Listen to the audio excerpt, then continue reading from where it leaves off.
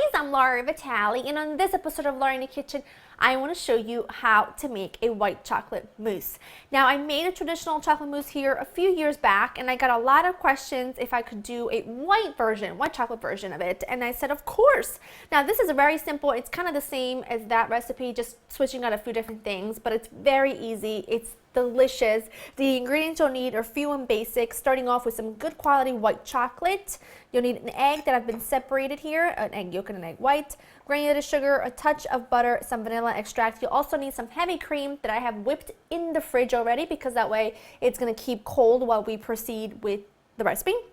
And I've got some strawberries here. Now, you could use raspberries, you can use blackberries.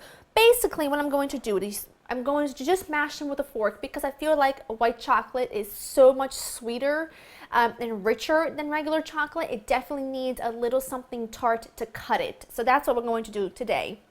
I've got a little pan here with about an inch or so of simmering water in there and a heat-proof bowl on top of it. Now, what's important is that the bottom of the bowl does not touch the actual water, otherwise it will scorch the chocolate and that'll defeat the purpose of a really good chocolate mousse. Okie dokie, artichoke, let's get started.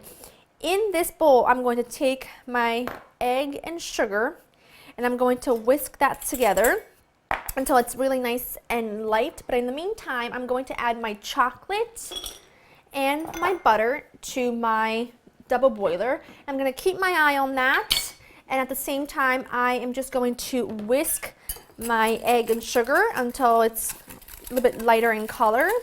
And just keep my eye on everything. Make sure the chocolate is melted well. Make sure my egg yolk is nice, and that's pretty much it, really. This is looking perfect. I'm going to take this off the heat now. I also have got my egg yolk looking really good. Okay, I'm going to add a splash of vanilla to my egg yolk mixture. I'm going to switch to this whisk because I dropped my other one. And then I'm just going to take a little bit of this melted white chocolate just to temper the egg yolk, because it's all going to go back on the stove together. All right.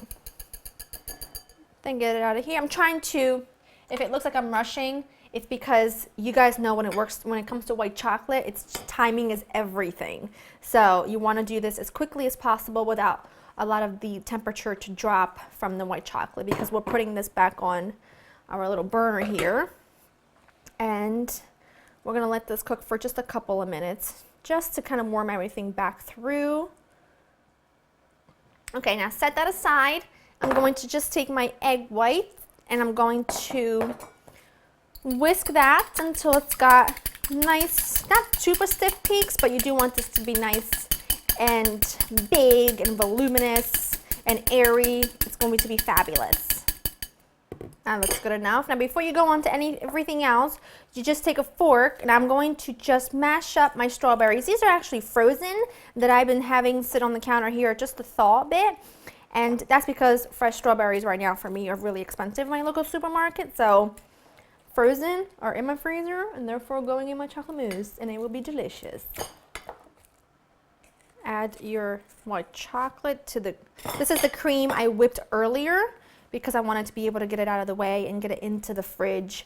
Now, if it looks like your white chocolate seized up on you a bit when you added the egg yolk, do not panic, because as you can see, it all ends up working out really well. So don't worry about it. Once you give everything a really good stir and mix, it'll be just fine. And honestly, I feel like white chocolate is one of those things that is incredibly hard to temper properly, and when you mix it with something that's not as hot or not the right temperature or as the same temperature as that, it kind of can go a bit, well, it seizes. That's exactly what it's called. So don't worry about it, because once you add it with everything else, it ends up tasting fabulous. Add your egg white. Now, the egg white is what's going to give you that fabulous chocolate mousse texture that we love. So get that stirred in there. Now, make sure you always use good eggs, because you're not going to be cooking this any further. So you want to make sure that you are using the best quality product. And look at that. The chocolate might have seasoned up a little bit before that, but it is gorgeous now. And it's just, oh, it's perfect. I'm just going to put some of that. This is going to make, I'd say, 4 3 to 4, really depending on how big you make them, but white chocolate mousse is incredibly rich, so you don't need much more than that. I'm gonna just pile this up really nicely because I'm having some friends over for dinner and each couple is going to share one, so how about that? And then the rest is going to be for me. And look how smooth and lovely that looks. You can still see the white chocolate running through it. Don't panic, it all works out at the end. Into the fridge to set. This will take, I'm gonna leave it in there for about 6 hours or so. It really is best to leave them in there from about 6 hours to overnight. I'm gonna leave them in there for 6 hours and show you what they look like when they're done.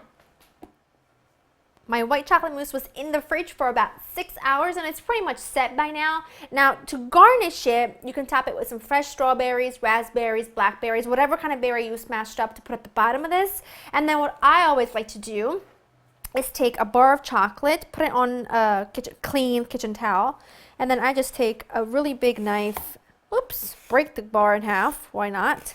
That's okay. Just shave a little bit of chocolate because it just makes anything look fancy, and if you're anything like me and you're kind of challenged in that department of being a real fancy person, then this makes you look fancy without having to really do much work. And then I like to take a really nice piece of mint and add that right in there just because the green just really stands out against the white. But at the end of the day, the mint's gonna get chucked away. It's really great in mojito. Let's get rid of that because we are gonna dive in. I wanna go right on the side so you can see the texture. Oh, look at that. First of all, that piece of strawberry is a little bit big, but that's okay. Let's get that. Oh, but look. The texture of that mousse. Are you seeing that? I'm gonna do this whole thing in one bite.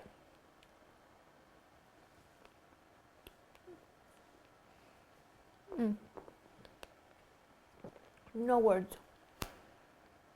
It is velvety smooth, wonderfully sweet. The smoothness of it just takes you to a completely different level of feeling amazing. I can't even describe it. But what really makes this is the offsetting of all the sweetness with the slight tartness of the mashed berries at the bottom of the serving dish. It is to die for. And the thing about chocolate mousse, it really is best made small scale. You wouldn't want to do this for 25, 30 people because you'd be like a human conveyor belt constantly making, because it is kind of more involved than my normal recipes, but it is perfect to indulge on with your special one on Valentine's Day, or in my case, me, myself, and I in front of the TV watching trashy reality television. Boom! Go to laurainthekitchen.com to get this recipe. I hope you enjoyed spending time with me. Don't get discouraged if things don't always go perfect because at the end they work out like a charm. Hope you enjoy spending time with me and I'll see you next time. Bye-bye.